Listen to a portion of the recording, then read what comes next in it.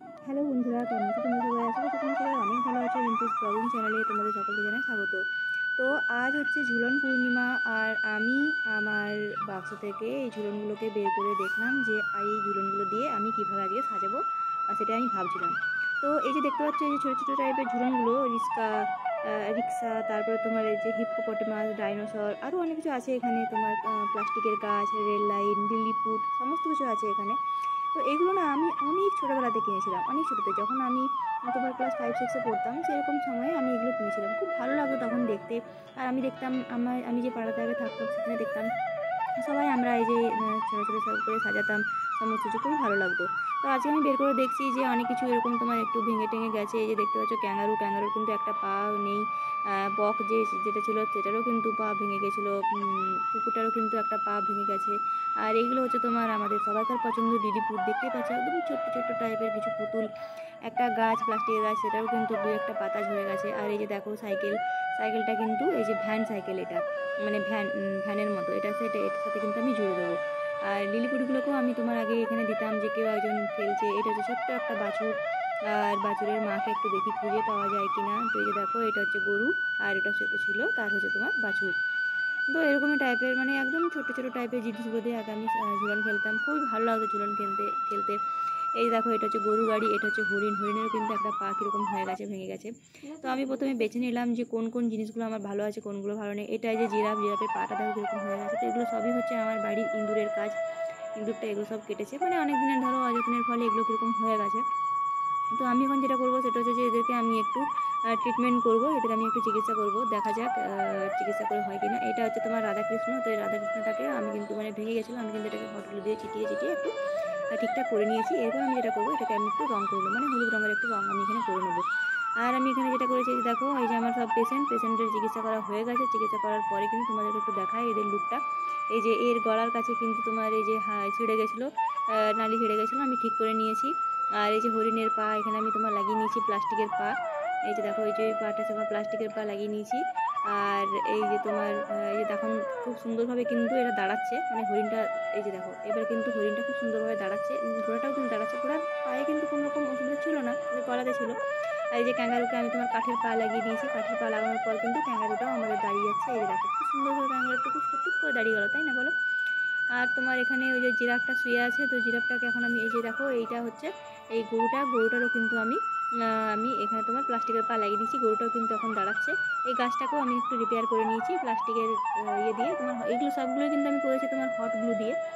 আর এটা হচ্ছে তোমার হচ্ছে বকটাকে একবার দেখো, বকটাকে কিন্তু আমি একদম লোহার পা লাগিয়ে দিয়েছি, লোহার পা এবং ঠোঁট। এটা দাঁড়াবে না আমি জানি, এটাকে যখন আমি বালি দিয়ে করবো, ঝুলনটা যখন আমি সাজাবো, তখন কিন্তু এটা আমাকে গেঁথে দিতে হবে, মানে এটার সাথে। আর এই জিরাফটাকেও কিন্তু আমি পা দিয়ে তোমার যে প্লাস্টার করে দিয়েছি, কাঠ দিয়ে প্লাস্টার করে দিয়েছি। এটাও কিন্তু এখন খুব সুন্দরভাবে দাঁড়াচ্ছে।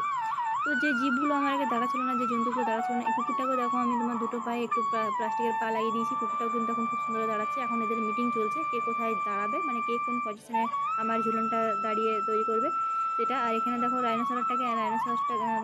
রাইনোসর যেটা আছে, সেটাকেও কিন্তু আমি কাঠের পা 4টে লাগিয়ে নিয়েছি। এও কিন্তু এখন দাঁড়াবে না আমি জানি, কারণ এ তোমার হচ্ছে কোথাও যখন আমি বালি দিয়ে এটাকে করবো, মাটি দিয়ে যখন আমি ঝুলনটা সাজাবো, তখন আমাকে এটা কিন্তু বসিয়ে দিতে হবে, মানে যেখানে একদম বসিয়ে দিলে পরে তখন এই কিন্তু দাঁড়াবে। এ কিন্তু এখন দাঁড়াবে না, আমি জানি এ শুয়ে পড়বে, আমি জানি ও শুয়ে পড়বে। তো ওকে এখন শুয়েই আমি রেখে দিই, এই যে দাঁড়ানোর চেষ্টা করছি কিন্তু ও দাঁড়াচ্ছে না। যাই হোক, তো এইটা ছিল আমার ঝুলন। এই যে দেখো, সবাই আমি এখানে কিন্তু বসিয়ে রেখেছি। এই যে এখন মিটিং চলছে এদের, এখন একটা খুব গুরুত্বপূর্ণ টাইপের মিটিং চলছে। কে কেমন আছিস, কে কী করছিস কি না করছিস, সেগুলো নিয়ে ওরা হয়তো কথাবার্তা বলছে। তো চলো এখন ঝুলনটাকে সাজিয়ে নিই। তো এই দেখো, এটা আমি তোমার চারদিকে ইট দিয়ে আড়াল করে দিয়েছি। এরপর আমি এখানে বাটি রেখে দিয়েছি, বাটির মধ্যে দিয়ে নিয়েছি কিছুটা জল। এটা আমি মাটি দিয়ে করেছি, বালি দিয়ে করলে কিন্তু অন্যবার কী হয়, বৃষ্টি হলে পরে সব একদম গুলে চলে যায়। আর সিংহটাকে বসানোর জন্য আমি তোমার এখানে দিয়ে নিয়েছি একটা গুহা, আর গুহার উপরে কিন্তু আমি রাধাকৃষ্ণকে রাখবো, যেহেতু রাধাকৃষ্ণ ঠাকুর হচ্ছে সবার উপরে, তাই জন্য রাধাকৃষ্ণকে রাখবো। কিছু আমি এখানে গাছ লাগিয়ে দিয়েছি, গাছটার জন্য মানে বনের এখন যেহেতু জীবজন্তুর খুবই অবলুপ্ত হয়ে যাচ্ছে, আর বনের গাছের সংখ্যা যেহেতু কমে যাচ্ছে, সেই জন্য আমি এখানে সেই থিমটাকে আমি এখানে তোমার দেওয়ার চেষ্টা করেছি। তো ঘোড়াটাকে আমি এখানে রেখে দিলাম। এরপর আমি ক্যাঙ্গারুটাকে কিন্তু এখানে বসিয়ে নিয়েছি। তো এইভাবে কিন্তু আমি প্রত্যেকটা জীবকেই আমার যেগুলো আছে সেগুলোকে আমি কিন্তু খুব সুন্দর করে বসিয়ে নেবো। তো চলো বসিয়ে নিই, তারপর দেখি যে এটার ফাইনাল লুকটা কীরকম হচ্ছে।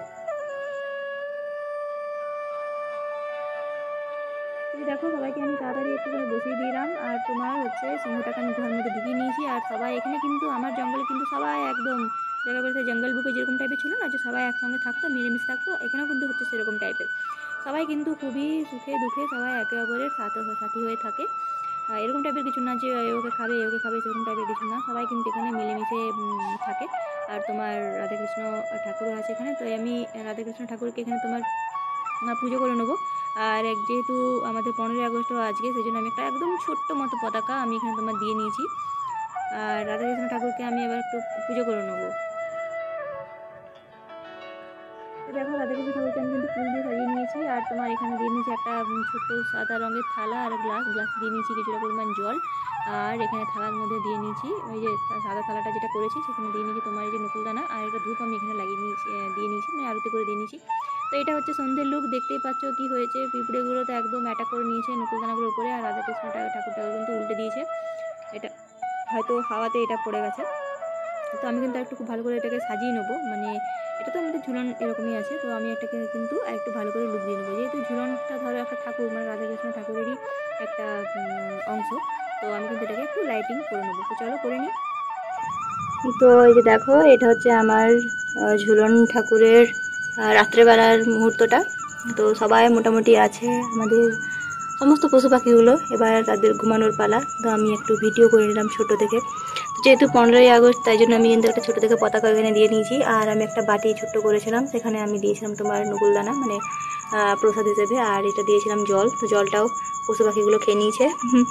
আর তোমার প্রসাদটা কিন্তু পিঁপড়েতে এসে একদম হামলা করে দিয়েছে। তো এটা হচ্ছে আমার ঝুলনের ফাইনাল লুক। তো তোমরা কিন্তু আমাকে অবশ্যই জানিও যে আমার এই ঝুলনটা তোমাদের কেমন লেগেছে। ছোটোবেলা থেকে কিন্তু আমি ঝুলন করতে খুবই ভালোবাসতাম। এই ছোটোখাটো যে তোমার ইয়েগুলো কিনেছি, পশু পাখিগুলো কিনেছিলাম অনেক বছর আগেকার, এই পশু পাখিগুলো অনেক বছরই আগেকার। যখন একদম ছোটো ছিলাম আমি, তখন থেকে আমি এই জিনিসটা করতাম। আমি জানি না যত বড় হচ্ছি তত এই জিনিসগুলো আমাদের কাছ থেকে হারিয়ে যাচ্ছে।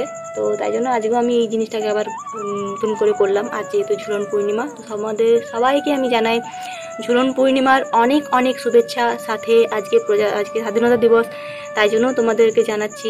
তো তোমাদের রিম্পিস ব্লগিং চ্যানেল থেকে তোমাদের সকলকে জানাই আমি ঝুলন পূর্ণিমার অনেক অনেক শুভেচ্ছা, এবং 15ই আগস্টেরও অনেক অনেক শুভেচ্ছা। সবাই খুব ভালো থেকো, সাবধানে থেকো, সুস্থ থেকো।